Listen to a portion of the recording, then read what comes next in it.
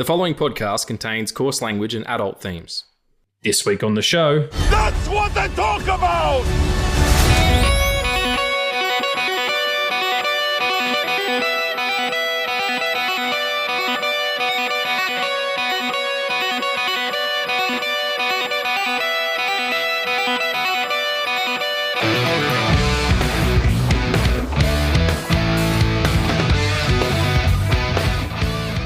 Hey friends, and welcome back to the Addicts podcast. I'm here with Addy, who is currently, he's black. He's completely black. And hang on a minute. I didn't think this through. He's not completely black. Oh no. I was trying to make a joke about the void, Sentry, yeah. The void, but it just came out a little bit racist. So here's Addy. Just stop looking at my areolas. Oh, no. He's got areolas, mate. Don't worry about it.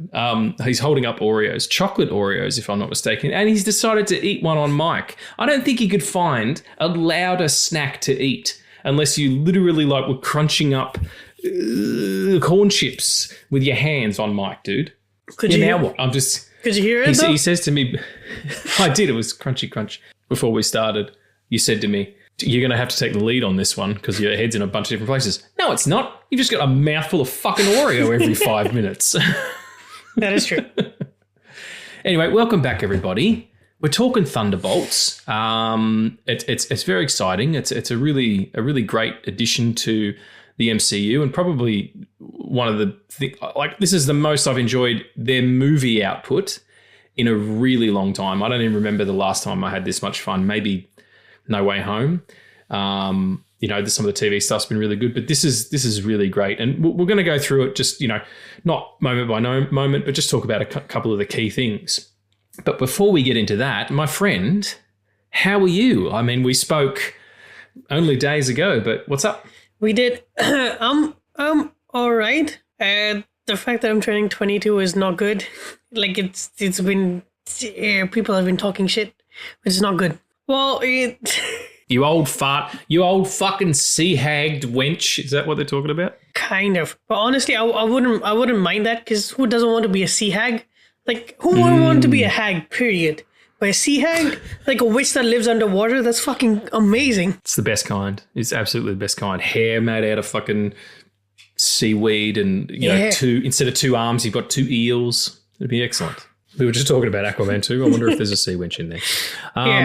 Yeah, but apart from that stupid shit that people have been saying to you about aging, aging's a gift, man. Not everybody gets a chance to do it. That is true. A lot of people who didn't make it to 22, so just, treat every day like a gift, and there you go. I'm fucking 20 years on you, mate, and I'm still excited to be moving forward, so don't worry about it. Thank you. I've been okay. I've been doing a lot of escapism watching. I have a lot to talk about in what are we watching. But how are you? Yeah, I'm good. I mean, I'm like I said off mic, I've been doing some big... No one gives a shit.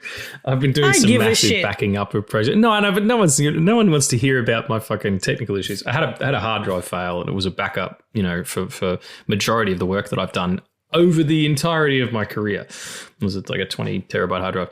You might have heard a bit of a hum in my audio in the last couple of episodes because we were recording when that thing was backing up, but it took fucking days and days. Seriously, talk about aging. I fucking looked like Gandalf by the time it was finished. So that's been occupying you, but it's finished now. It's all clean. My desk is I need a new desk though. There's all fucking...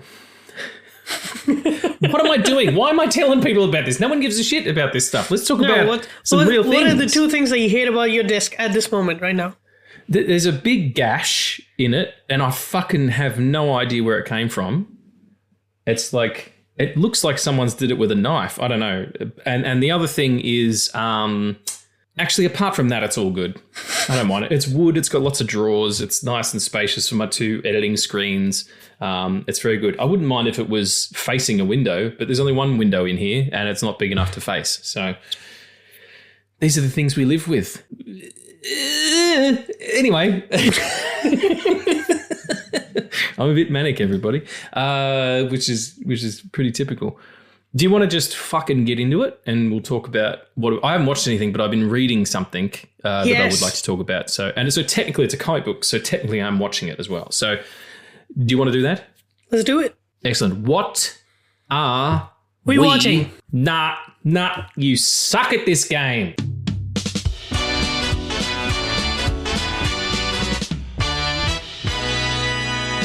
When you were 21, you didn't suck. I'm still 21.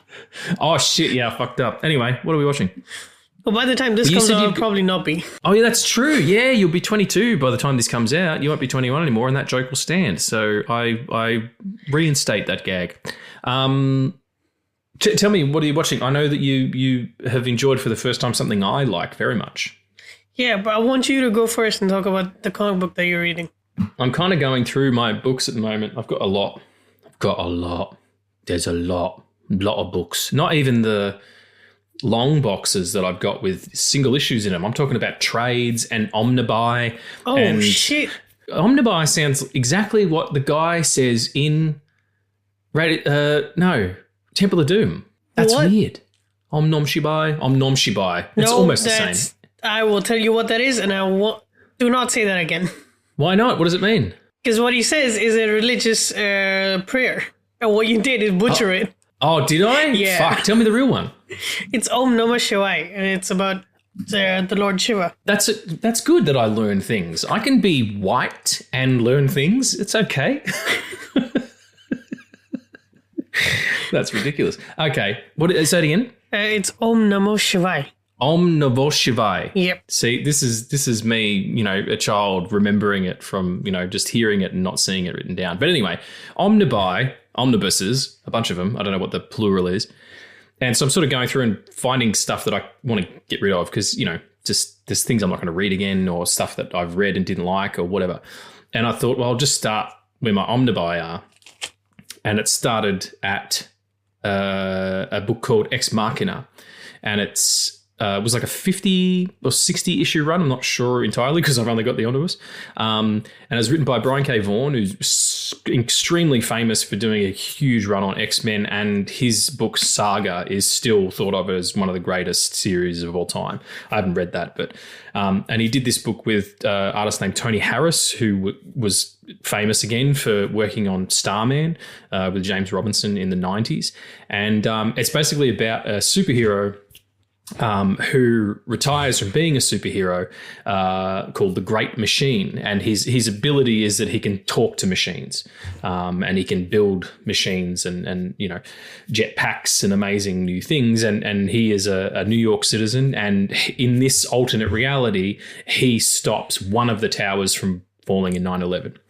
And that's kind of what he's famous for, being his thing. But then he realizes he's kind of doing more harm than good in terms of taking care of the people of New York. So he quits and runs for mayor and wins.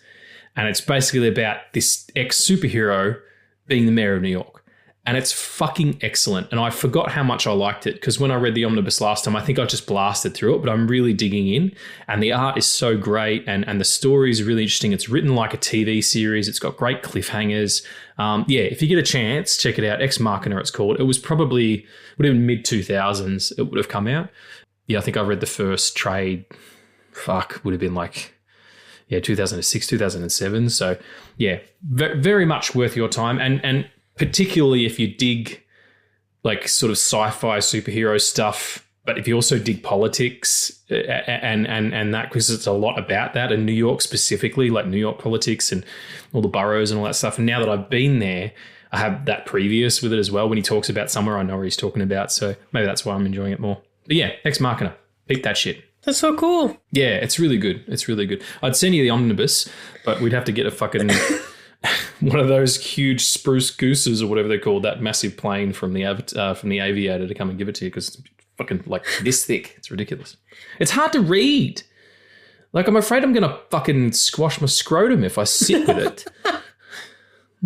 My cock and balls are going to be like a pancake. Man, the last time I read something with that much passion was Kingdom Come, the one that you gave me. And I was going to uni one day and I got the message that the class is cancelled. I was already halfway there. So I was like, fuck it, I'll just sit down somewhere and read it. So on the way there's a mall and I just went there and got a cup of coffee. I sat down, opened the book, because I had it in my bag because I was sure I was going to read it someday. I wasn't going to be at home. So I just opened it, took off the plastic, and just fucking kept reading until like my mom called me at like 4 p.m. We were like, where the fuck are you? I was in future DC land, Mum. Sorry. That's an excellent book. Yeah, I want to go back to it and like really, really just... I want to go back to it once and then maybe give it to my brother to read it as well. Don't let little brothers touch the shit that I gave you. No, that's disgusting. It's a sticky little... I don't know how old he is. He's probably 14 or something, isn't he? Yeah, he's 16. Yeah, that's fine then. It's okay. He's a teenager. Little kids. Little kids are gross and they smell. Well, to you, I'm a little kid. That means I'm gross and stupid. All right. No, that's not... I never said you're a little kid. Man. No, that's not. No, absolutely not. That's never been said. My point is that like to go back to that is great. Like to revisit it because you find new things, and Alex Ross's art's so great. There's actually a documentary coming out that Alex Ross has produced about the making of that comic. Were we talking on mic about it? Or was it just me and you having a chat about the fact that Mark Miller had no idea where that story was going when he started? Yeah, no, I think it was on our Jumanji episode, maybe. It was on an episode? Yeah, I wasn't sure if it was just voice messages back and forth in the chat or whatever. But yeah, no idea what he was doing. Like at first it was supposed to be like everybody would die except Superman, Batman and Wonder Woman. And now that's what Alex Ross wanted. And Mark Waid was like, Superman would not let that happen. Speaking of Superman, we'll get into that in nerd news. We will. There's some thoughts. Yeah, sorry. So we'll talk about that, Ex Machina. Now it's your turn. What have you been watching? I have a bit to say about Andor because I just finished it last night, and then I revisited the last arc because it came out in 3 episode batches, and it's the last arc is one BBY, and it's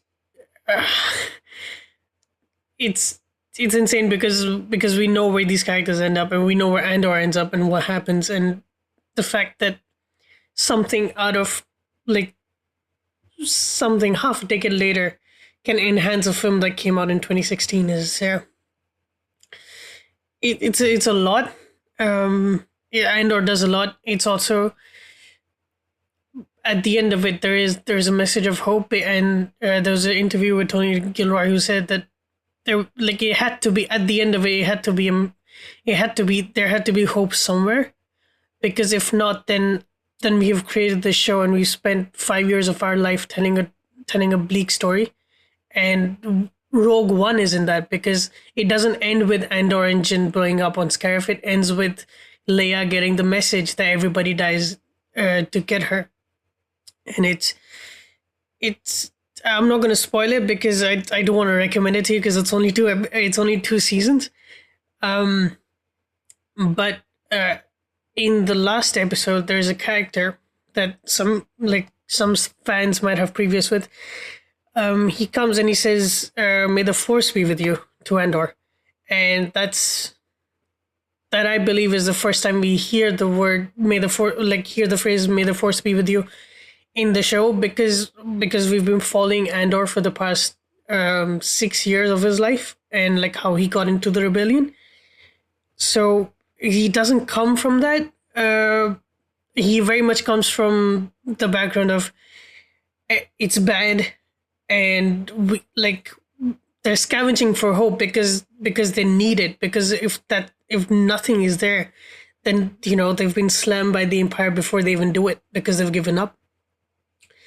And that character saying, "May the Force be with you," is that character comes from the prestige of being around Jedi in their time and all that, and it's a sentiment of hope that got me crying on the rewatch because the last shot of it, it's nothing. It's just Andor walking to his ship, and it's the same ship he gets off on the Rings of Caffeine and in Rogue One where we first meet him, and it's that continuation, and I watched it the first time I watched it, and then I rewatched Rogue One, and it enhanced so much. And it truly is about hope and about not giving up. it's very human, and it's the best that Star Wars would ever be, because it's not about spectacle. It's about not giving up. Like it's so human. Like, you know, you don't strive for being a spectacle, but you do strive for being optimistic in everything that's thrown at you. So yeah, that. And then my depression or being ended was fueled by the rage I felt while watching John Wick. How it's so funny to watch that. I want to hear your feelings about it. I just want to talk about it because that first one it's quite small in terms of its stakes. You know, comes along. If anybody hasn't seen John Wick 1, I apologize, but what the fuck are you doing with yourself? His puppy gets killed. The puppy that his dead wife leaves him, and he murks everybody because of it. And I totally get that. Absolutely. But to then see where that series ends up in John Wick Part 4, like you can't imagine how world-altering and crazy it's gonna get. Like, just wait till you get to 2. I mean, even 2 takes it to the next level. Oh my god, there's good movies. So I'm gonna much, have to rewatch them all, I reckon. Yeah, there's so much like world building into them. Like, fuck John Wick, just give me all this. There's a TV show on Prime. It was a mini-series called The Continental, and it's the prequel series that follows a young version of the Ian McShane character, and it's just about the Continental. That's I even cool. think Lance Reddick wouldn't be in it. R.I.P.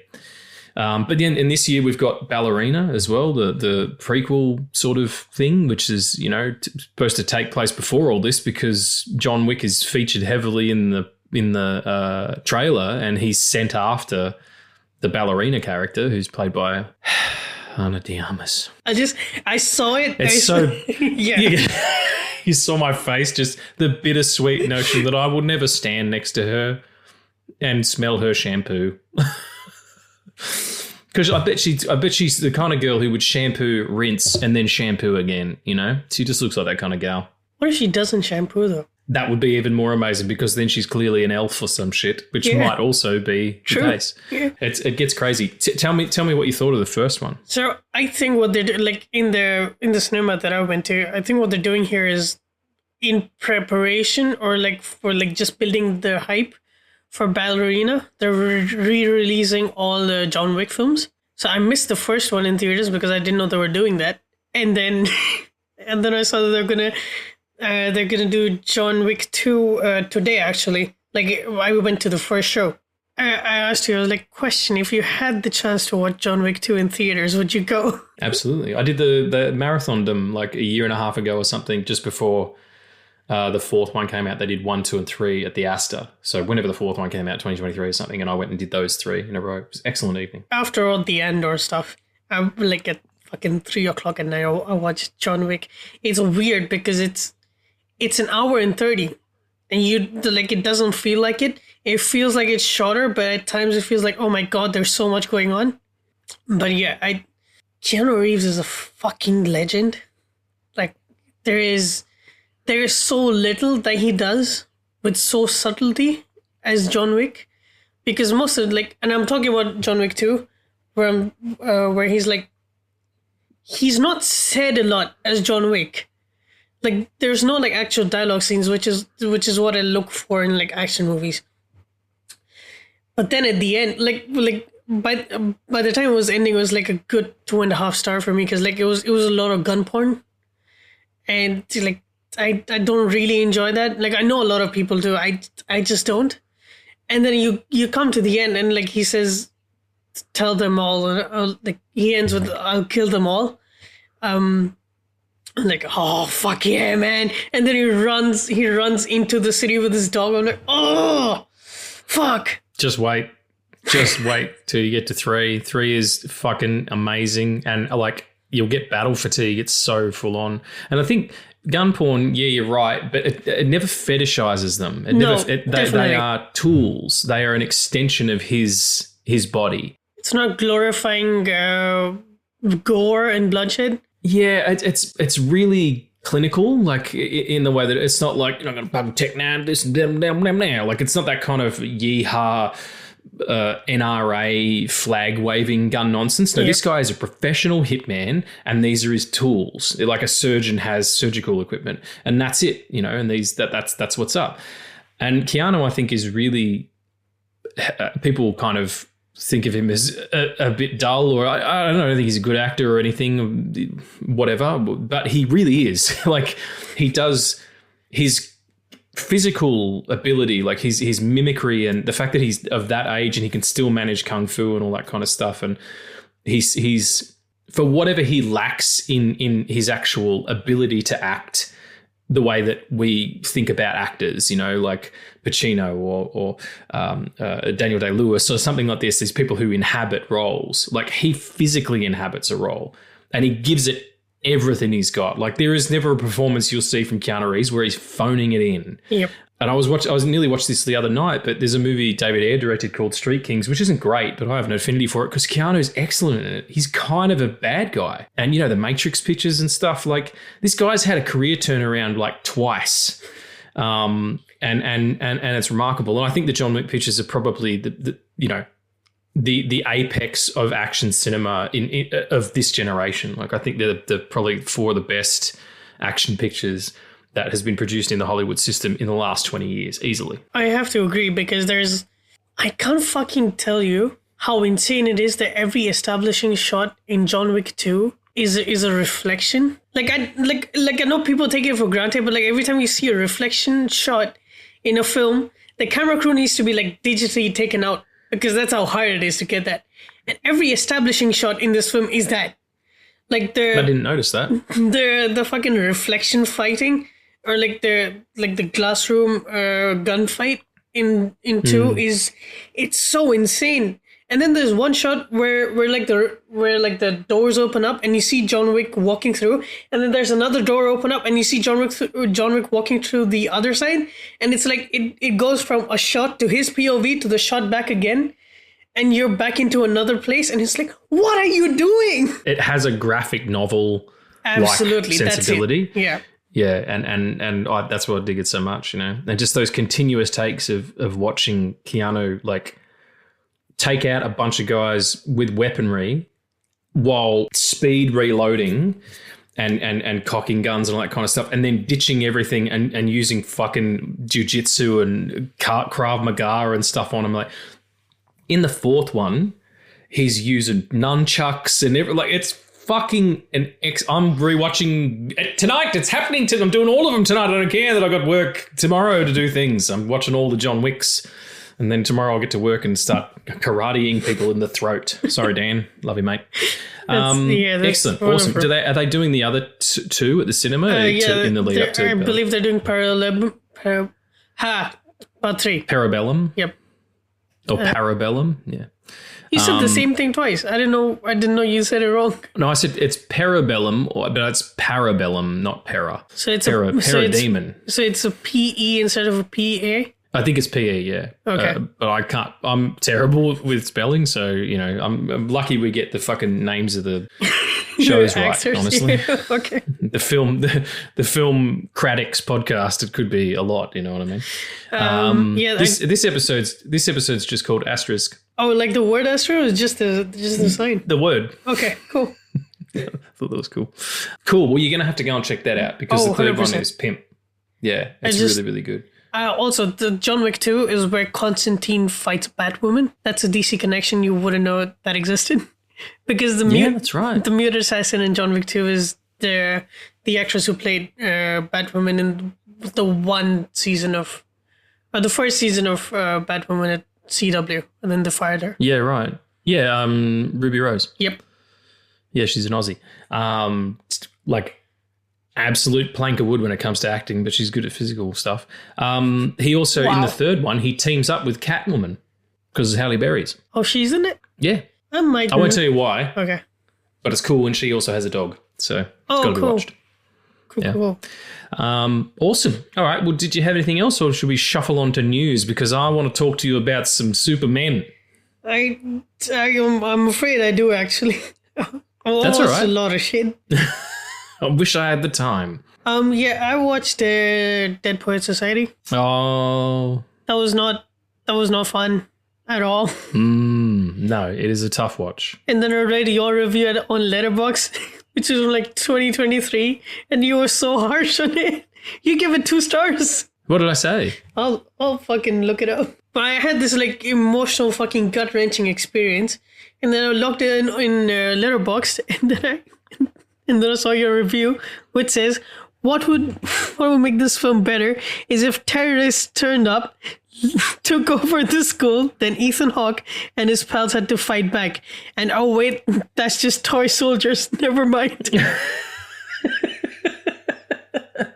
Toy Soldiers fucking rules, everybody. If you get a chance to see Toy Soldiers with Sean Astin, fucking excellent. And it's basically Dead Poets Society without the terrorism. I have a problem with Dead Poets Society because that's a longer conversation. No, you gotta. I love Robin in it. I love the story. I love Robin's performance. I think it's excellent. But the actual the way that they tie that up at the end is bullshit. Oh, it's horrible. Yeah. It's the same way that I feel about the remake of A Star Is Born. Okay, keep that opinion with you. I don't want to hear that one. Yeah, no, I think we've talked about it anyway. But it just, I'm like, yeah. It's hard. Never mind. Yeah. Next. Nexting. I watched a Minecraft movie. Oh, fuck that shit. Fuck that shit as well. Fucking 1 star on Letterboxd. Oh, good God. Fuck that shit. No, I don't know. I have no opinion about it whatsoever. I will say, Jack Black is having the fucking time of his life in that film, and I love that for him. When is he not? When is he not having a great time? He's another one of those guys who just King Kong loves to work.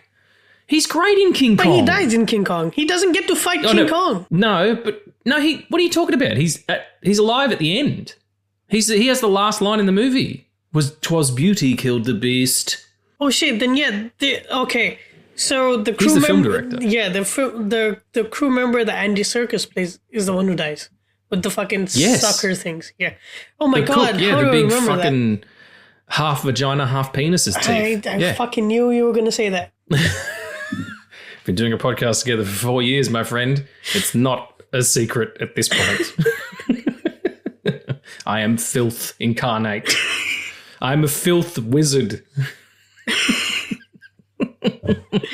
A couple of episodes ago, I talked about making a pornographic picture based on my mother's life. Okay, like it's the fucking gloves are off, the doors are off. All right, there's no line anymore. We don't even know. I don't even know who's listening. Chaz is the only person I know who listens, and Juan. Everybody else could have dropped off because they're like, this is fucking insane. I want to go back to that though. Not only was that a few episodes ago. It was the first episode we did this season. It was also the episode you were going to send it to your friend to listen for the first time. Oh, shit, I did too. She enjoyed it, though. She messaged me and she was like, oh, thanks so much. It was great to get a shout out, on the first time listening and whatever, my friend Charlie. I forgot that I made them making it because you were so confused. You were like, you're going to make a porno with your mum? I'm like, no, I'm going to make a porno that is based on my mum's life. So like her, family owning the horse from Man from Snowy River and then she fucks that horse. I don't know. But oh my God.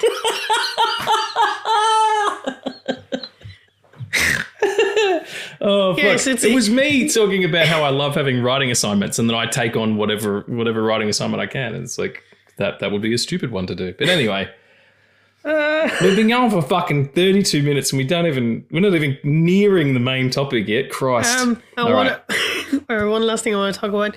I watched Warfare, which is the Alex Garland. Maybe she fucks that horse. My poor mum.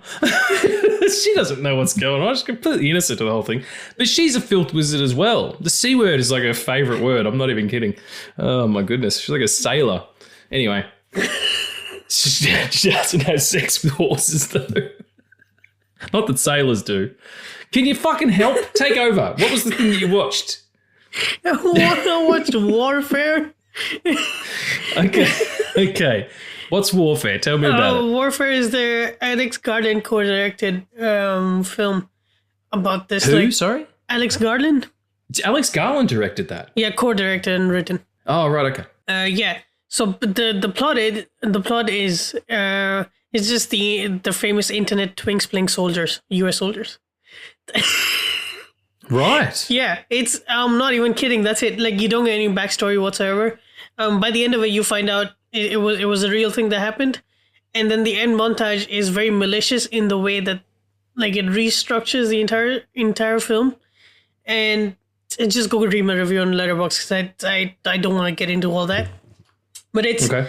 It's they're like, if there was a message, the message is very very manipulative and sort of gun pornish. So, but okay, it's immensely extremely well made, which is why I give it like 4.5 stars or something. Well, I mean, Alex Garland knows how to put a picture together, that's for sure. But yeah, no, I haven't heard great things. I didn't know that he was involved though. So, all right, well, there you go. Bunch of stuff to watch and enjoy and read and do things. We're going to get into news now, but the only thing we're going to cover is the full-length Superman trailer that came out today or yesterday, depending on where you are. So here's the nerd news.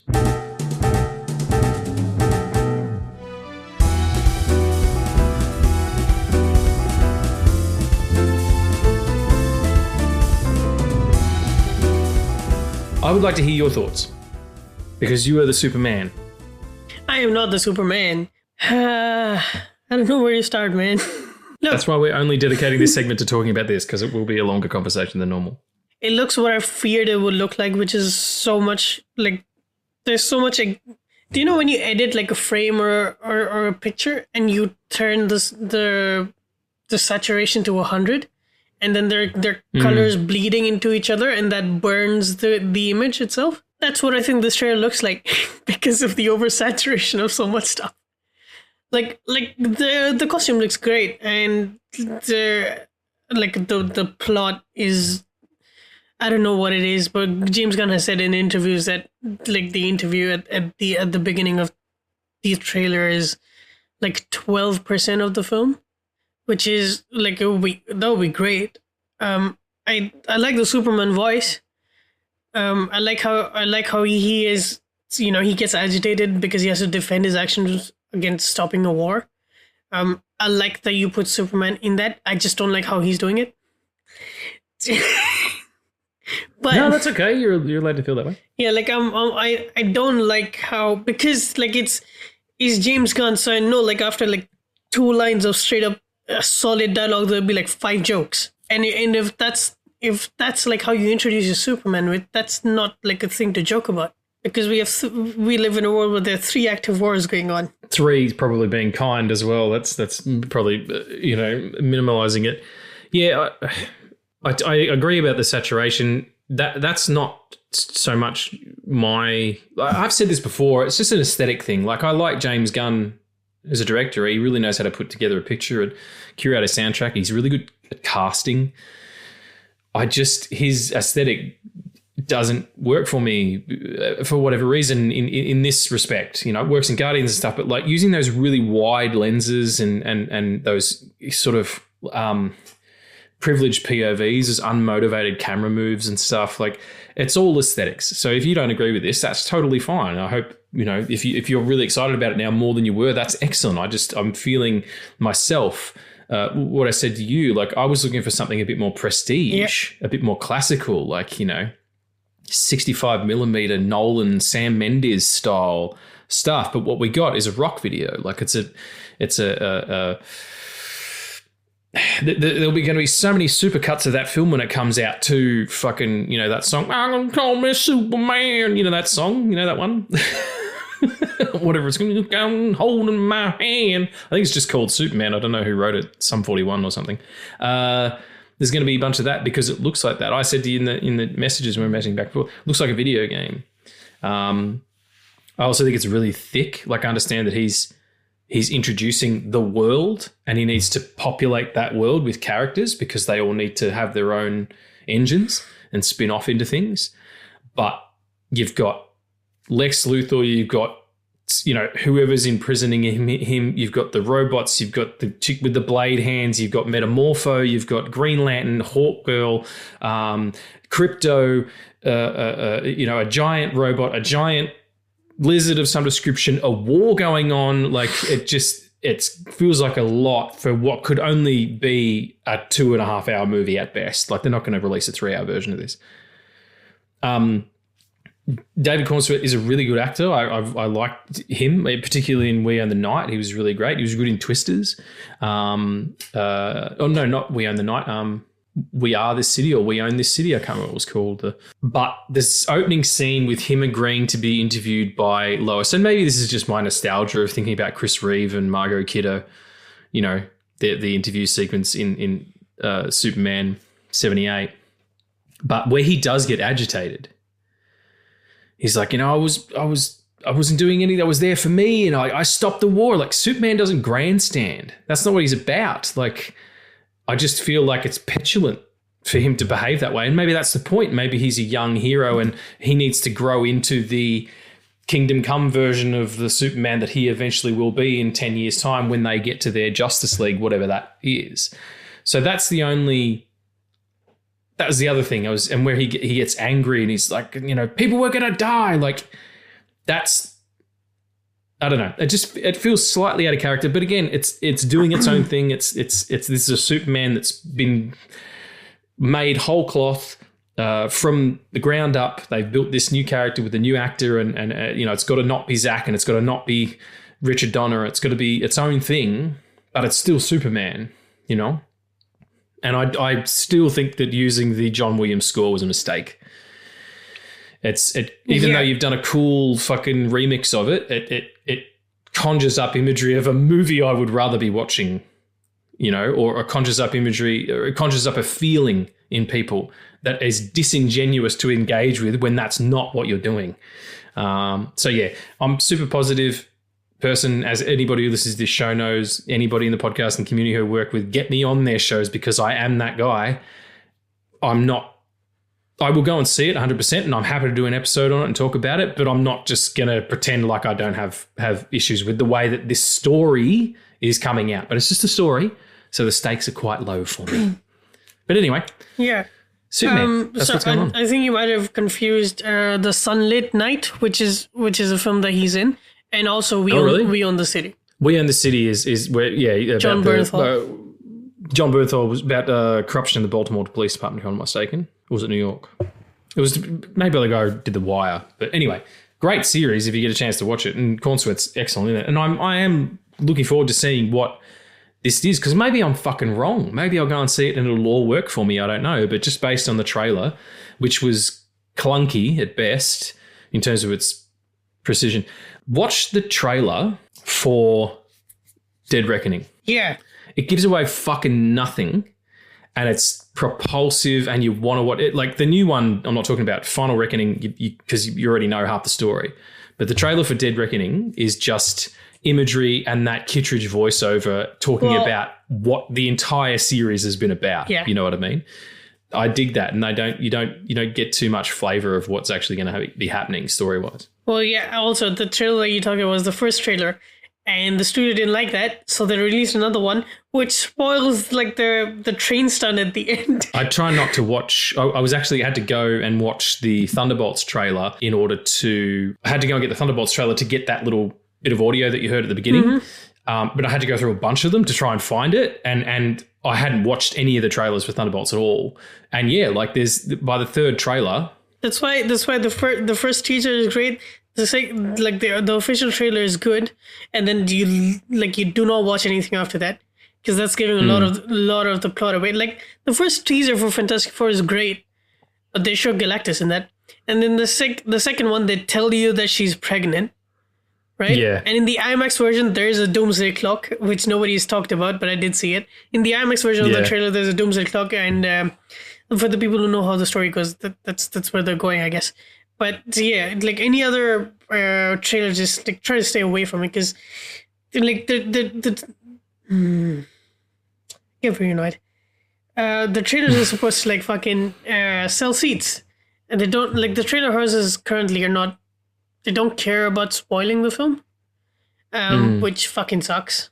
But that's the world we live in. Somebody on the We Hate Movies crew was talking about the trailer for Ballerina, and that they put John Wick in it because they're terrified people won't come. Yeah. It's the same as, you know, for doing revealing the Red Hulk. Exactly. That's just the Red Hulk thing, yeah. So, anyway, Superman. Well, hold on. Talking about the ballerina trailer, they did play that before John Wick 2, so I guess that's why they're doing it. Of course. That's absolutely why they're doing it. And you know, it's a good move. And what else is a good move? Fucking making Thunderbolts. Yes. I was like, where is this going? Are we going into like... no, my links... That's for professional comedians. I don't do that.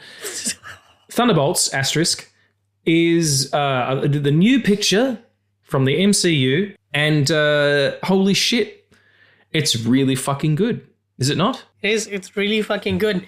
I want you to go ahead. Okay, before to the audience, we're gonna try and be a bit spoiler free for like the next 5 minutes, and then we're gonna talk about all of it. Yeah, that's a good move, because I know that you were a little bit hyped about it. I was whatever.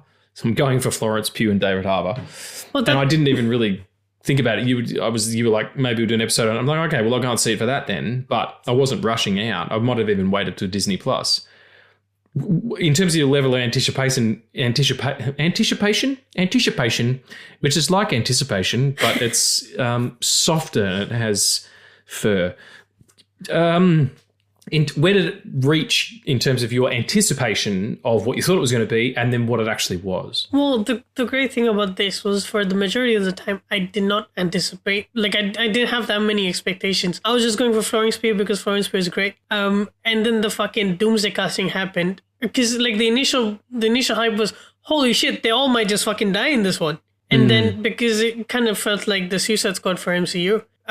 Which it feels like for like the first 12-ish minutes. But yeah, like after that casting announcement, like everybody who's in this film makes it to that. So I was like, okay, well, I'm not looking forward to like fucking Doom showing up.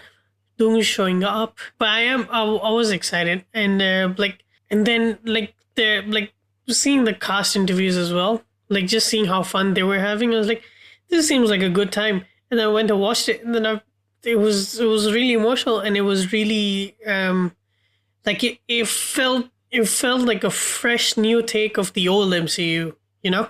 In a lot of ways, and we'll get to that in the more spoilery section, but they are planting a flag really hard to say this is the new start.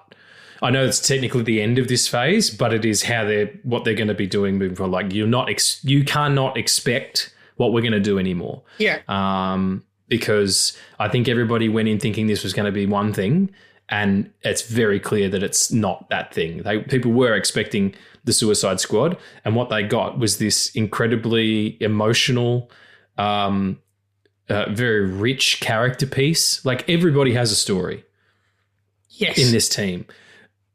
No one is there for the sake of being there. They all are there for a reason, and it fucking lives and dies on this cast.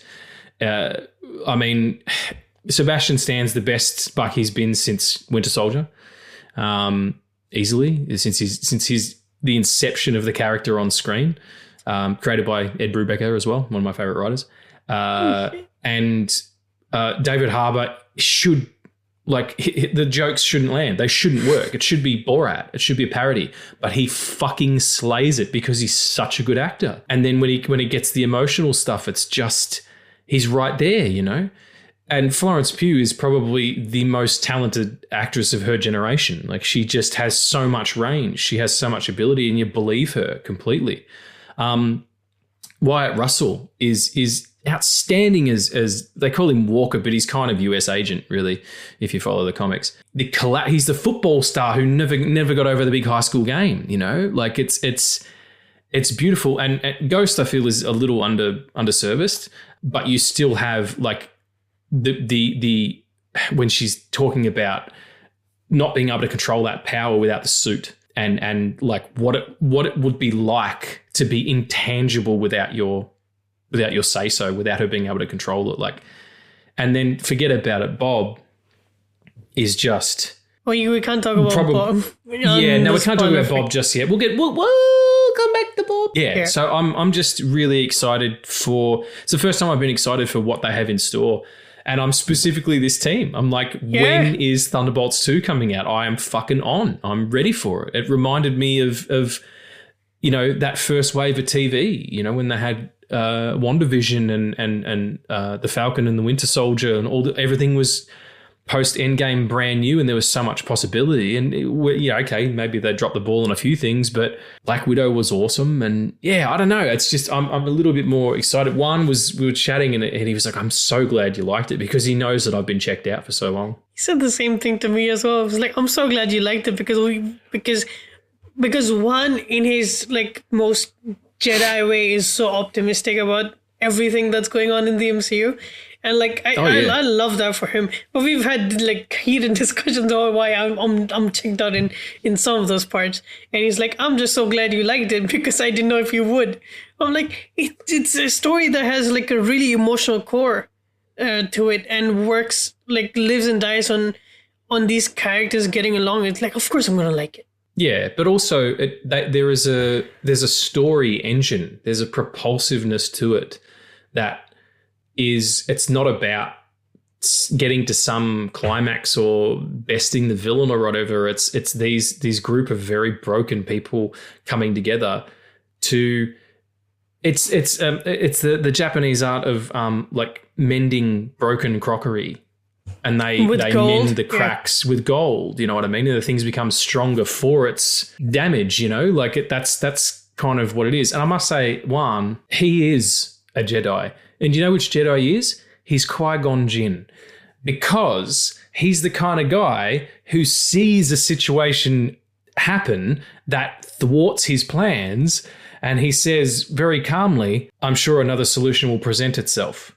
Like the Zen-like ability, or you know what it is? It's when the barrier goes up in episode 1 and Darth Maul is pacing back and forth like a wild animal, and Qui-Gon just kneels and meditates and waits for the energy blast door thing to open again. That's one. Yeah. And Kike, he's R2. Like that. He's not R2. Oh, nah, he's not R2.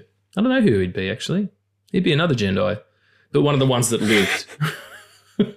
He didn't get fucked up in Order 66 or whatever it was, 99. Yeah, who would be Mace Windu, and Mace Windu's still alive. He would be Mace Windu. You're absolutely right, because he's so measured and he only speaks when it's important. Fuck. And he loves purple. Yeah. So who would that make up? I would definitely be Obi-Wan then, because I never shut up. And he was super chatty. No, that would make me Anakin, wouldn't it? Oh, no. And you'd be Obi-Wan. No. Yeah, that's about right. I would not be Obi-Wan. I'll be Kid. And I hate sand. It's so coarse and it gets everywhere, like up your crack. I think we made that joke in like the fucking Obi-Wan episode. We probably did. No, absolutely. We also made the joke about him, Aunt Peru. No, sorry. Oh my God, yes. Owen and Peru having like fucking a Ewok and going on sex vacations. Oh, man. We have a really great back catalogue of some ridiculous conversations, everyone. You should check them out. That was our Juan singular sensation. Yeah. Or whatever it was. No. What was that? Yeah. What was it? Was it? Yeah. Juan singular sensation was the name of the episode? Yeah. Anyway, sorry, I'm getting super distracted. How good is the fucking score in this film? Oh, hell yeah. Is it Sunlux? Yes, that's or it. Or Sonlux? Sunlux. It is Sunlux, yeah. I think it's a group of musicians, and they've got some great sort of, modern trip-hop albums out as well, but they also wrote the score for Everything Everywhere All at Once. Yep. And this score, I was listening to it at the gym today, it's a banger. It's banger after banger after banger, which is amazing. It's such a fresh tone for Marvel, especially with Sonlux, because so much of the score is so experimental with existing themes, turning it into more towards like grind themes, turning it more towards character-based stuff. Like the Thunderbolts track is, we're in the spoiler section now, so yeah, if you haven't seen spoilers from here on in. And if you don't want to hear it while you're listening to the episode, if you haven't seen the picture, for starters, that'd be silly. But if you haven't yet, maybe pause this and go and watch it, and then come back to us at this time code, whatever it is. So the Thunderbolts track, it takes elements of the Avengers track, but then makes it something new. That's what they're doing with the entire score.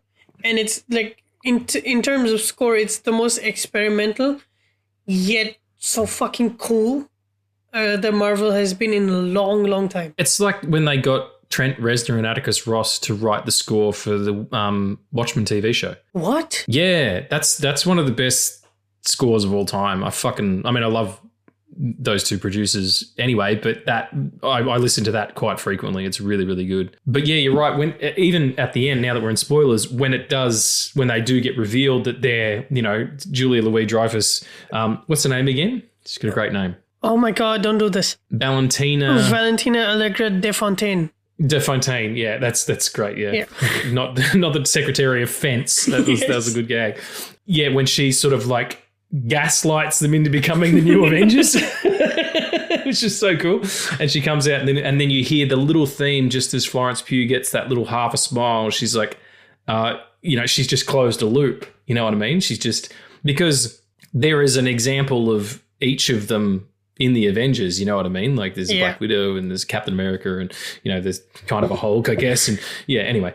And you get that little tease of the theme and then credits up and then it reveals as the new Avengers, which I hope they don't drop. I hope that stays the way it is. They spoiled it the second week. No. I mean, like, I hope that they don't just make that a joke and that the spoiler means something, that Sam Wilson's got his... Because there was, in the comics, there's the Avengers, and then there was the new Avengers that Brian Michael Bendis launched, and it was like Spider-Man and Luke Cage and fucking Wolverine and shit, and it was a whole separate series. You can have two Avengers teams. That's a fucking great idea. One of them will be a bunch of fucking squares, and then there'll be this fucking baller-ass one where everybody's getting drunk together and fucking, saving... guinea pigs. Yeah, and then the West Coast Avengers are like led by Hawkeye and Swordsmaster. Whoever it is. Yeah, and well, I don't know if Jeremy Renner will come back because they were like, hey, do you want to come back and do Hawkeye season 2, but we're not going to give you as much money? He was like, no. Do you think I'm not worth as much because you got run over by a snowcat, you fucking bastard? Well, he also said in an interview that he's open to coming back. He has to be on his term, obviously. Yeah, and he's busy doing his own stuff anyway. But yeah, regardless of all that, just thinking about the cast for a second, we'll get kind of into them. Putting away, you were saying this in the text, putting away the past movies in a very, very literal fashion. Like they've taken over Avengers Tower. One of the set pieces or one of the scenes with De Fontaine is in a museum for the Battle of New York where they have Chitauri weaponry behind glass and they have been... entombed in the past and we are moving forward. That's literally Marvel saying, forget everything. So much so that final kind of battle sequence against the Void takes place where they're saving people in a superhero movie. It's amazing. That takes place underneath the overpass that sort of is the entrance to Grand Central Station. That happens underneath where the Avengers were because these guys are not them. This is a whole new ball game. And to really plant a flag and go, we know that we strayed from the course and we needed leaders. And this is the motherfuckers. These are the motherfuckers who are going to do it. Florence Pugh she is a star, and she has the power to move this forward. And I think like her commitment, diving off that fucking building for real, and her physical attributes, and she's haunted, and not just by the Red Room stuff, but by loss and her directionlessness and her drinking and all that stuff. Like, these people are real people, even more so than the Avengers ever were. I completely agree. I think they did more character work for these characters in this one film that they did for those characters in the 4 Avengers films that we got. Yeah, well, I mean, in their solo films, absolutely. Tony had PTSD, and Steve was a man out of time, and Bruce Banner was dealing with the monster within, all that stuff. But that's all well-trodden territory, and we get that. Like the Red Guardian isn't on the cover of comic books. In Soviet Russia. He is. And what but I mean, he would come and slap you with the comic book in his hand. Like he can. David Harbour can slap me with whatever he wants.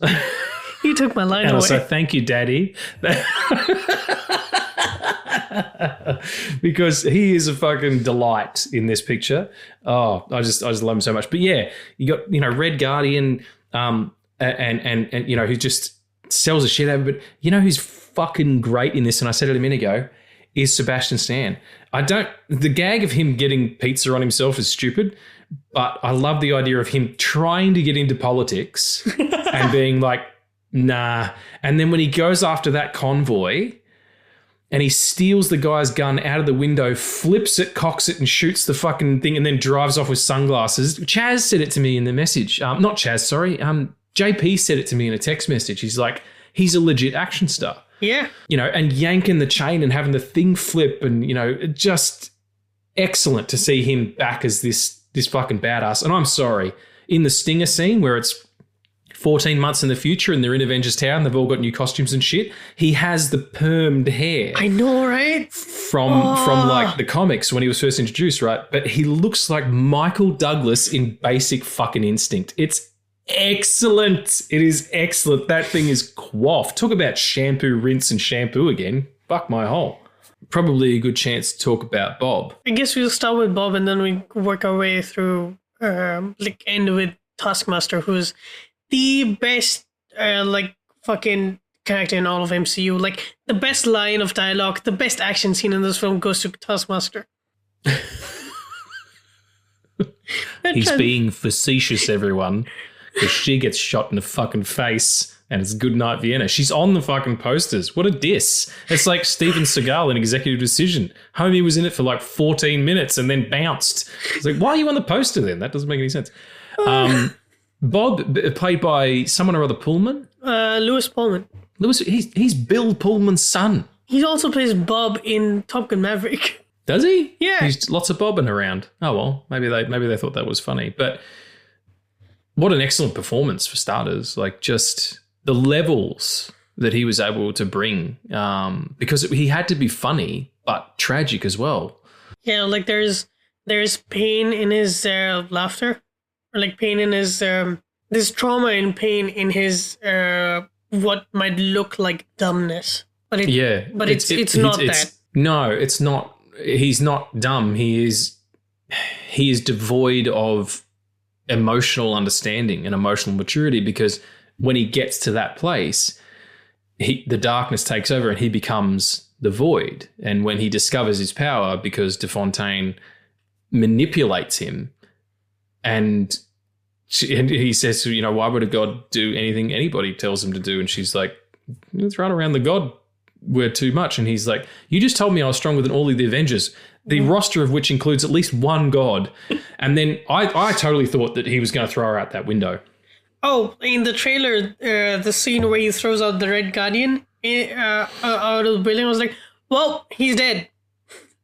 Yeah. And then he just hovers him outside with fucking telekinesis.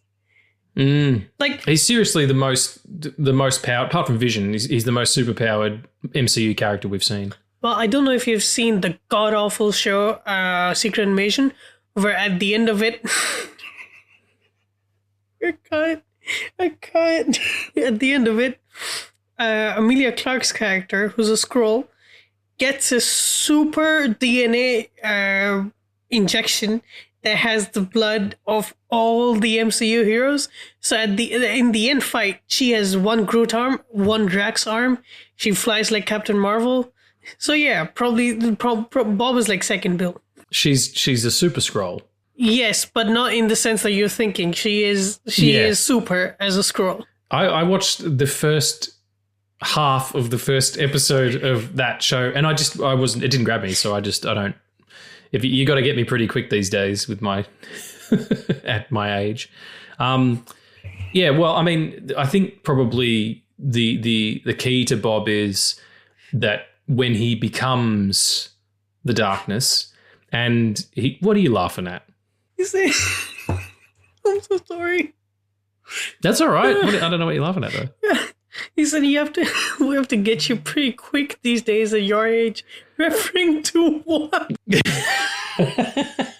Referring to you've got to, arouse my interest quickly, as opposed to, fucking you've got to get to me quick, like my erection's going to go away fast.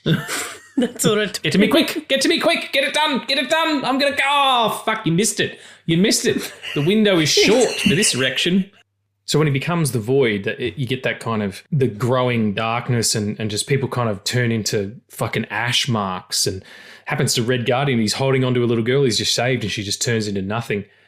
To buy that back through the discovery of how to speak to Bob, when he's in that state going into the void as Yelena does. And fucking I'm going to hold Red Guardian back because he's screaming like there's some real shit going on, to get to that point where they're fighting inside of their own nightmares. There's a great line that Bucky has where he goes, oh, well, my past is, perfectly happy. So, it wasn't difficult getting here at all. And there's this little smirk going on. People fucking piss themselves in the cinema. Like, it's just because we all know, it benefits from having the understanding of who some of these people are as well. Yeah, absolutely. Yeah, Bob is definitely the standout because the plot is kind of around him, and he's sort of the MacGuffin and the villain at the same time. It's also, I love the fact that in the vault where in the desert in the very first action scene where you meet Bob, he comes out of the chamber and he pukes. And then he burps afterwards. It's not shown, but you can hear it loud and clear, and it's so funny, and it's also then leads up to I always have a few good days, and then it's I don't remember any of it. I feel like that kind of thing is, I haven't seen any of this director's other work. I don't know how much of his sort of fingerprints are on it. Stylistically, but the cinematography is really specific, the sound design is really specific, the score is really specific. Like you said, it doesn't feel like anything else. Sort of felt more like fucking Moon Knight or something than, it felt almost disconnected, even though they are trying to weave things together. And I think critically, because there has been ways that they've talked about it before, obviously, particularly in WandaVision and stuff like that, but dealing with not trauma, but mental illness in this fashion, not only through the character of Bob, but he is a conduit by which everybody else has to then face their own issues and their own deficiencies, particularly Elena. She's so cut off and disconnected. There's that, my favorite scene in the whole film, just outside of Avengers Tower, when she walks away and she's yelling at Red Guardian that she, you went there, you just disappeared. And he's like, yeah, that may be true, but I'm here now. And she breaks down and says, Daddy, I'm so alone. Like that, I burst into tears. Like, I'm an emotional guy, but still, it was pretty strong. And she's like, I just do these things and I go home and I look at my phone and I drink and then I go to the next thing. Like, I don't have any forward momentum, and he's the one who's championing, we can be heroes. Like, that's what a hero is, like, we're the Thunderbolts, where we can be the Avengers. And it's, you sent me the clip of her talking to in Hawkeye and having the conversation across the macaroni bowl with Kate. And Kate's like, Hawkeye is an Avenger. And she goes, what does that mean? Like, what power does that have? And now she gets it. You know what I mean? Like, that's a real proper character arc. And Walker dealing with his insecurities and his family leaving. And it's just, and the moment, I think, when he is trying to beat the void back, they're in the void and Bob is fighting his darker self and he's hitting him and he's like, no, that's what he wants. And Yelena, despite the fact that the entire room around her is disintegrating, it is everybody's ability to cope. It's their mind, it's their stability falling apart around them. And she does some of the coolest flips and whips you've ever seen. And it's not to go and help him win, or it's not to go and end the fight. It's to grab this guy and say, I'm here, you're not alone. And then all of them come and hold him while he falls apart. And the power in that and the peace in that. It really struck me. I was like, oh, these movies are about something again. Yeah. There's something going on here. This isn't just popcorn. And I think this one in particular is it has something that even most of the previous shit didn't have, because they were so manacled to that Joss Whedon, oh my God, fucking tongue in cheek. I just need a catchphrase or whatever the fuck it is, that kind of aesthetic. Now they can go, nah, clean slate. We're trying something new, It felt like the story mattered to the characters. And I think most of it, and I don't know if it's true for you or not, but for me, it feels like there's a superhero film that I'm watching and there's like, they're not saving people. It doesn't connect them that well to me. And to have this team save people in their third act in the MCU that we haven't seen like since Endgame is a lot. And you go back and you look at like No Way Home, they're not saving people. No, I mean, they save people by proxy because they're saving the world, but it's not that boots on the ground. It's when the everybody's kind of done their little bit and piece and whatever, and then that huge slab of concrete's going to fall on that woman, and Walker runs in, the only super soldier left, and he holds it up, and then in comes Red Guardian, in comes Bucky, in comes Yelena, in comes Ghost, and they all do it. And then they get the round of applause, and DeFontaine looks at it and goes, oh, hang on a second, I can orchestrate something around this. It's that is the superhero moment that we've been missing from this kind of work for a really long time, particularly from Marvel, Yeah, definitely. In that last that like final fight to get to Century, or to save people, essentially, Yelena and the Red Guardian, they do the shield thing that Widow does with Captain America's shield, where she jumps on the shield and he catapults her. In the first Avengers, I felt like that was such a cool nod. Yeah. Oh, absolutely. I do love it when he, because maybe he's back to normal now. He can fix my shield because it looks like a taco. And then in the credits, you see him like on the cover of Time magazine straddling it like it's a fucking one of those animatronic cows or animatronic bulls that people ride. And it's like, that's just what his shield looks like now for whatever reason. It's really exciting to sort of see what it's going to be and the jump forward in the... Sorry, actually, let me just go back because I wanted to connect with you about that moment that we both talked about, the Daddy, I'm So Alone. That feels like a scene that was written for you and me, you know what I mean? Like a week ago, we talked extensively about, things that I was dealing with, and sometimes it's hard because so much is going on, and then you're part of things that you don't really understand, and you're trying to... Like your individuality is stripped from you once you're trying to do something and it doesn't work and you keep trying to do it. At least that's what it feels like to me. And like to have that like spelled out in fucking tears in an MCU movie of all places was I cried a lot that moment. I really did. And they sell the shit out of it too. Like Florence Pugh and David Harbour sell that. And it's not hard in a movie that's this goofy, because it is goofy in places, but it's not goofy in a way that's like they're just trying to keep up with, like Thor 4, they're just trying to be quirky for quirky's sake because it worked. No, there's real humor here and there's real tragedy as well, because that's what life is. And in fact, that's what it's like having mental illness. Some days are hysterical. Some days are bright and shiny. And some days you're the fucking void. And... To feel that someone gets that is in this media space, in something that is a huge blockbuster film. I mean, it hasn't even made a fraction of the kind of money that the previous films have made, because people just like, I don't know who any of those people are. You trust me, it's worth looking into, because that line, I'm so alone, and there's no, people can give you clinical answers as to why people suffer mental illness. Whether it might be environmental, or it could be, where we're brought up or who we're brought up by, or religious stuff. A lot of the times it's chemicals. A lot of the times it's things misfiring in your brains. And there's really extreme versions, and there's just the everyday versions that most people deal with.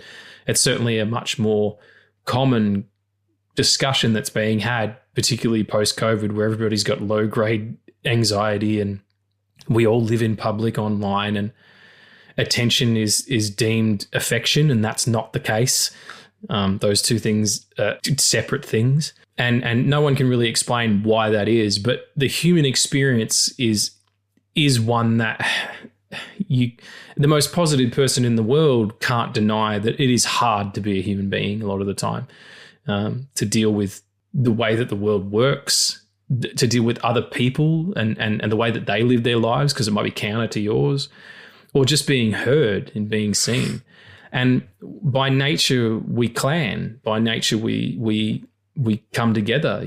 Our bodies are built that way. The way that dopamine is affects us is based on that theory of being together in a group. We've always done it, and being lonely is debilitating, even if you don't have mental illness. So, I think it's a really important and yet subtle message that they're bringing. Yeah, and I think it couldn't be better articulated than in what you said, which is Sentry isn't killed or beaten in this. The villain doesn't die. The villain isn't bested and then gets shuffled off for the next one. Like at the end in the Stinger, which is 14 months later or whatever, Bob's still in the team. He doesn't engage his powers because he's worried about that happening, but he did the dishes. And sometimes when you've got mental illness or depression, sometimes if you can get up and do the dishes of a day, then fucking hell, that's a miraculous thing to have been able to do that in that state. So yeah, I think that's probably, that's where I sit with it in terms of its grander themes. No, not one of my favorite arcs in all of the MCU is Thor's arc, where he goes from being this cocky god to actually caring about his brother, to caring about he goes from being a cocky god to caring about his brother, to caring about his family. And then when Loki dies, he's a 1,500-year-old god who has lost everything and is depressed. I don't know if people can relate to this, but that there are days where you don't want to get up, but you have to. And in that act of getting up, you have to put everything you have to just get up. And like what it feels like to me with Thor was Infinity War was that. And he had to put everything in his power to stop Thanos, and he couldn't. And then he spirals into depression. And it's all like that's one of the things I don't really like about Endgame is like his depression is made a joke, and that's not like it's not a funny thing, and that's why it's important when he goes back and he has the conversation with his mother, he gets his hammer back, but when he gets his hammer back, his confidence in himself is restored. And when he goes to that battle, he transforms and his beard is in braids, and he has Stormbreaker and the hammer and the suit and the cape, and he's there because he believes in himself and he wants to fight for his friends. But his depression isn't cured, his fat doesn't go away. He doesn't transform into He-Man or anything. Like he's still very much healing, and that's the important part, is that healing looks different for everybody. And you once you understand that it's not easy to get up every day, you go around knowing that, and that affects how you interact with people, and it should.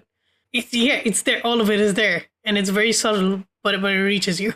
It yeah, and I think if you were looking for it, you're going to be disappointed because it's not. It doesn't hang a hat on it. It's just like these are the circumstances, and this is how these characters are dealing with it. And you're right. Like Depeche Mode. Depression isn't cured.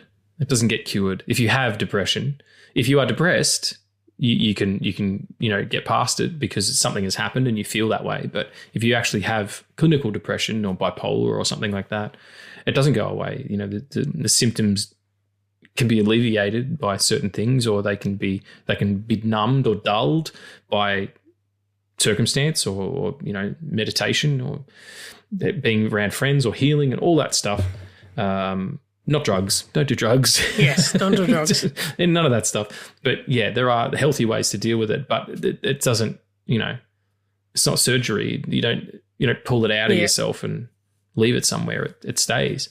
So yeah, I feel like having Bob end up where he ends up at the end is really honest to how you know, those kind of feelings continue to manifest even after a win, so to speak. So yeah, it's such a beautiful picture. I'm really, really glad I gave it the time, and I'm glad that we decided to do an episode on it too, so that we could talk about this stuff, because I certainly wasn't expecting it to be as great as it was. Do you have a couple of favourite lines and a couple of favourite moments that you want to talk about? Because I've got a couple. Yes, me too. You go first. We'll do lines first, and then we do moments. Probably my favourite line in the whole film is "Daddy, I'm so alone," because of what it means. But in terms of just being like an awesome line, it's that's what I talk about because it's so silly and so funny, and he's just so in. Yeah. You know, like I love. What's the character's name? I know it's Red Guardian, but what's his name? Alexei. I keep want to say Alexei. But Alexei Shostakov. Yeah. Yeah, right. Where he's like sitting there eating the chips, and like, you know, so full. I say leave on. I click leave on porch. Like he just an Uber joke or an Uber Eats delivery joke or whatever, or DoorDash delivery joke. It's just like. In a lot of other places, it doesn't work, but because it's David fucking Harbour and he's one of the best actors alive, he sells the shit out of it, you know. So it's so great to flex that muscle for him, like he's been tied up with Stranger Things and all that, and he's great in that. Like majority of the reason why that show works and has worked for so long is because of his performance. You know, like the kids are great, but you know, performances vary from season to season, but like he has been consistent in that like action comedy role, and to have him flex his comedic muscle yet be so dramatic as well, like not dramatic in the sense that taking the shit out of the actual line, but being a fucking dramatic actor, like that's it went hand in hand. And I feel like his humor and like his presence in the team is what balances, because without him it's so dark and bleak that I don't think they would make it out. Yeah, absolutely. So what's your favorite line of yours? Number 3 is "I'm Bob," because it's just, with context, it's so funny because he's not lying, but it's so weird. It's the way he says it as well. I'm Bob. Like he's so Midwest. It's fantastic. My second favorite line is it's so annoying when Walker just keeps calling him Bobby. Like that's not his name, but he keeps calling him that, and then like he starts laughing, and then he's like, "What's so funny, Bobby?" And he's like, "It's just funny. You're Captain America." And he's like, "What's so funny about that?" Because you're kind of an asshole. Kind of. Because a fucking supreme dick. I love it. Also, the first time he ever calls him Bob is after they're out of the void, and he's wearing that like the t-shirt that he was wearing in his like flashback, or like his happy place. Like that's when they realize that he doesn't actually remember being the void, because Bob wasn't the void. It was the void inside of him manifested. Yeah, absolutely. It's I'm a bit fuzzy about it all, but then clearly when you get to the stinger, he's kind of he remembers it, and that's why he doesn't want to engage with it. Yeah. So my number 1 is a tie between 2 lines, but both are like Yelena related. So like number 1 is like it's obviously "I'm so alone," and then she just bursts into tears in his arms. It's so fucking. Yeah, we talked about it. It's Alexei reminding her why she wanted to be the goalkeeper in that fucking weird ass story where the girl takes a shit in the middle of the fucking game. Yeah, it was so crazy. And he's so like they're on the ground, and like he's so happy because like all of them know or it's either on the ground or like it's in the limo. Where like I guess Walker references like the story, and he's so happy that she told them the story, and like it makes him think that they're like finally a team, because you know they have the bond from somebody's past that they like can make inside jokes about now. Like he's striving for a team his whole career, man. The line that I was referring to is he says that you wanted to be a goalkeeper because you said I wanted to be the one everyone can rely on when they made a mistake. And that just, it stuck with me so much, especially on rewatch. the line that DeFontaine has as well, where she says, you know, you think there's good guys and bad guys, but there's actually just bad guys and worse guys. It's such a politician's way of thinking about things, but I love it. It's really cool. All right, what's your favourite moment that happens? I just want to hear one. Fuck you. You got to do it. You got to do it, son. And it can be like, you know, it doesn't have to be your favourite moment, but just one that sticks out. Can I say two, please?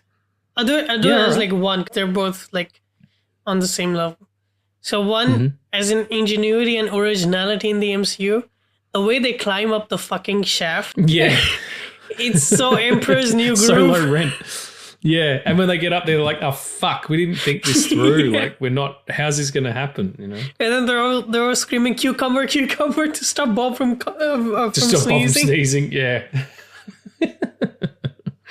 Like, more of that, please. Like that's comedy, not like talking about cleavage is not fucking comedy. That's just creepy behavior. The other one was Red Guardian screaming when Yelena walks into the void. Yeah. That's Harper just fucking bringing it. Yeah, amazing. My favorite is definitely the conversation between the father and daughter, who aren't actually father and daughter, and the I'm here, you're not alone part. But just in terms of like sheer spectacle, the Bucky's, you know, the proper introduction of Bucky looking like fucking T2 coming in and taking all those motherfuckers out and flipping the convoy with his towing cable and like just slamming it into the ground, and the truck flips, and Walker's like, yeah. And they're like, you know, that's what they talk about, blah, blah, blah. And then he just opens fire on them as well, and they're like, oh shit, he's not actually here. And then it flips the limo. There was a woman behind me who thought that was hysterical. She fucking pissed her pants. So I'm glad that people are enjoying it. So. I love the fact that, you know, when we see him as Bucky doing that, like the people in the limousine, like our like main characters to that point, are also having the same reaction we're having as watching Bucky. So like we're in unison as like the team and the audience, just fucking gushing over him. You get the information at the same time as them. Yeah, absolutely. Also, the scene where they sort of meet DeFontaine up in like Tony Stark's bar. She's like, oh, I think about all the amazing battles that have happened here or whatever, and she says to him, Junior Varsity Captain America, and he goes to draw on her, like he pulls his pistol, and Bucky's like, don't. He was fully ready to take her out. Fucking excellent. It's an excellent film, everybody. If you haven't seen it, why the fuck are you listening to this episode? I'm sorry we ruined it. But if you have seen it, go and see it again, because goddamn, it's a treat. It's such a great new, fresh start to what could be a really interesting, you know, another 10 years of these movies. I'm excited again to see what they have in store. Much love. Thank you for listening. Do we have questions this week? I wasn't sure. We do. We have some questions. Wonderful. Some thunderbolty questions. Here they come.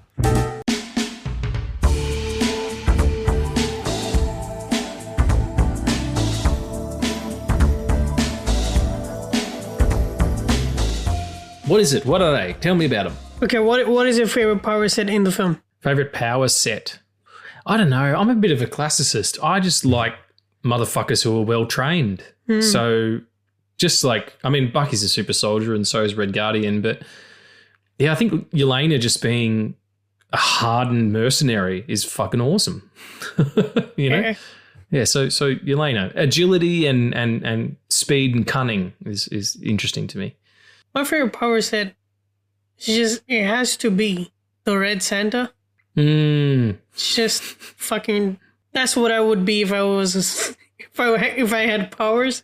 He's just a brute. He's just like Russia's like, let's make our own super soldier, you know. He'll just be big and push things. Like, it's not like there's no thinking about tactical ability or speed or anything. It's like, no, he'd be big and punch stuff. Like, it's just really simple. I also love the conversation that they have in their like him and Bucky have about what version of the super soldier serum they got. Because he says says Hydra, and he says, ooh, Hydra, fancy. Yeah, because I got Russian, the one, you know, Soviet. Still good, though. We are like same, we are brothers. Like, just, he sells every gag, and that they shouldn't all work, but they do because it's David motherfucking Harbour. I mean, Hellboy himself, the best Hellboy. Disagree. haven't seen a single one. He's good at it, but it's not a good movie. Like comparatively to fucking the best Hellboy movie is Golden Army. It's fucking the Guillermo del Toro joint. It's fucking excellent. Like the best. You'd love it. There's fucking fairies and nymphs in it and all sorts of shit. I should watch them. The best. You should just watch the second one. It's totally fine. You don't need the first one. Like the best Indiana Jones movie is the one with Shia LaBeouf. Disagree. He's gonna pull a whip out. Anybody who wants to hear it, there's an episode of Sequel Suck about that out right this very now. You can go and have a listen to it. And I am the positive one on that podcast, and I still don't love it. So The only reason that movie works now is because the fifth one came out. So anyway, what's the next question? The next question is, what are your hopes for this team going forward? The new phases and stuff. Yeah, I hope that we get past the Doomsday and Secret Wars stuff and they tidy up the timeline and we get these guys are the new Avengers and they just bring in new people.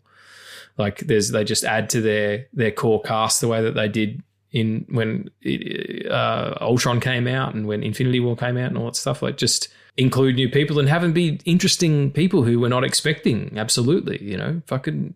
I know that there's a Young Avengers thing coming out, but fuck that. Kate would be amazing on this team. She'd be perfect. She's already got previous with Yelena. Like, yeah, just keep the train on this track because whatever's happening is really I'm grateful that I don't know. I feel like I did at the end of Infinity War. Like, what the fuck are they going to do now? Like, I have no idea. He sits down. I'm like, this movie's going to end. It's going to fucking end. It's been like, that's the movie? And I've got to wait a year? Like, what the fuck are they going to do? Like, that's how I feel about the new Avengers. It's like, well, how is this going to all work? And I know we get a little tease of it in the spoiler, in the post-credits with, you know, seeing the Fantastic Four dimensional jet, which kind of takes the sting out of the movie Fantastic Four, but whatever. And you know, sets them up as being the Avengers, but they're in conflict with Sam's team and he's like, Sam's copywriting it and the new Avengers with a Z and all that stuff. Whatever, but just keep these guys as a core crew running the MCU storyline moving forward after Doom's finished with all his horseshit. I hope we get these characters after Doom, and I hope that, like, if they stick with two shows and 3 movies each year, I hope it's one X-Men film per year, like an X-Men adjacent, one like ground level, and like one wood like this, like a Thunderbolts type thing. Because eventually they're gonna do, as much as I hate it, they're gonna do Dark Phoenix, but I hope that they have at least fucking 6 years to build that story up. You never know. It also depends on how they do it, and they get to bring the Shi'ar in and do it properly and have it be an intergalactic shit, or I mean, is it the Hellfire Club? You know, there's all sorts of places they could go that they haven't been before and still tell that story. So, fuck, we're nerds. I love it. Oh, I cannot wait for the fucking X-Men era, because that'll be it. The whole show, the whole show is going to change. It's going to be like, you know, the Film Addicts X-Men. Yeah. Like instead of the X-Men Addicts podcast. Instead of the needle, it'll be just the fucking X-Men logo. Yeah, exactly. Instead of our normal logo, it's just the X-Men now. Fuck it. Copyright, patent pending. I love it. All right. Any more questions? Yeah. Last question. From Chaz. What's up, Chaz? Got to put out some love to my main man. Like we said, he's making a movie right now, and the dude's exhausted. He's fucking writing, directing, starring, doing stunts. Like he's putting everything into it, and I fucking can't wait to see whatever that movie is, as long as at some point he eats a banana.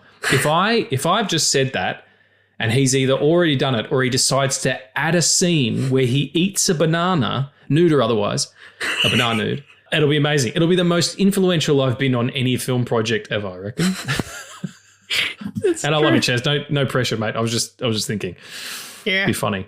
Like the man is shooting all day, and then in his off time he's just practicing with his katana. That's some fucking dedication, man. It is, man. And he could cut that banana up into very nice segments with that sword. So that's all I'm saying, you know. Anyway, what was the question? Sorry. Right. Question from Chaz is, what is a needle drop you would love to hear in an X-Men / Marvel upcoming film? And he's like, his example is, mine is kryptonite. So like a needle drop as in like how how Ross said adamantium in Brave New World, I guess? No. That's a name drop. A needle drop is a pop song in a movie. Okay. Yeah. I didn't know there was a song called Kryptonite. So, like, in Guardians of the Galaxy, how there's like it's an actual soundtrack. It's not all score. There's actual songs in there that are made by popular artists.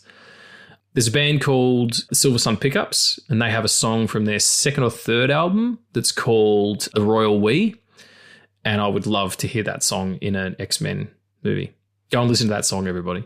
I'd put some in, but we'll get booted off YouTube. I would love to hear in like a Thunderbolt adjacent, like either an action scene or like an action scene where like the Red Guardian is just popping off, like being the best that he's ever been, like cracking jokes and just, you know, being the Hulk of the group, because that's what he is. And I would love in the background just Queen's We Are the Champion were playing, because that would be the song that would play in his head while doing that. Yeah. Internal, like non-diegetic in his head. That's awesome. That's and a fucking great idea. I would love if like it was an actual Russian cover, like a Russian cover of We Are the Champions. Yeah.